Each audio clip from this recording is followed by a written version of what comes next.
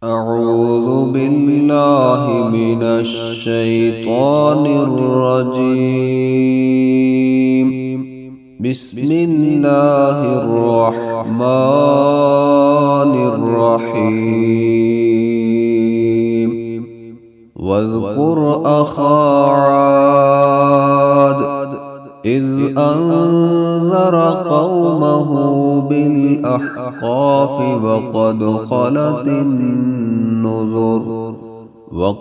خلت النذر من بين يديه ومن خلفه ألا تعبدوا إلا الله إني أخاف عليكم عذاب يوم عظيم.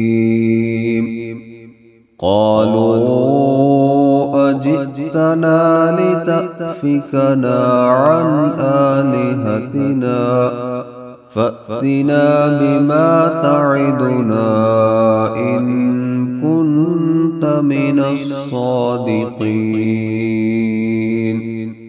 قال إنما العلم عند الله وأبلغكم ما أرسلت به ولكني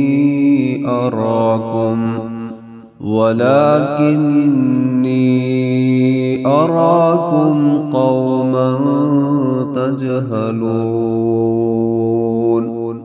فلما رأوه عارضا مستقبل أوديتهم قالوا هذا عارض ممطرنا بل هو ما استعجلتم به ريح فيها عذاب أليم تدمر كل شيء بأمر ربها فأصبحوا لا يرى إلا مساكنهم كذلك نجزي القوم المجرمين. ولقد مكناهم في ماء مكناكم فيه وجعلنا لهم سمعا وأبصارا وأفئدة فما أغنى عنهم سمعهم ولا أبصارهم ولا أفئدتهم من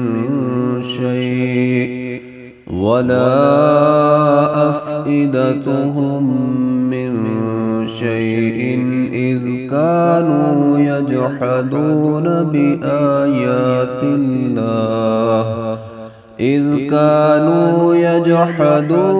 بآيات الله وحاق بهم ما كانوا به يستهزئون.